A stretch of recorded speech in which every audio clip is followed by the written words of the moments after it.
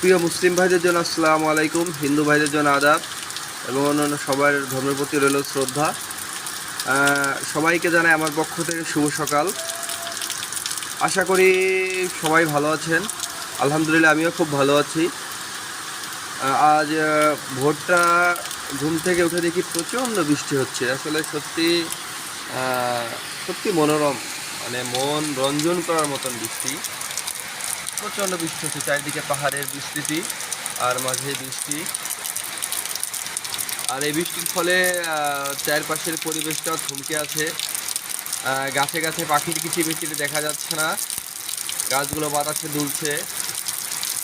আর এক কথায় সত্যি অনেক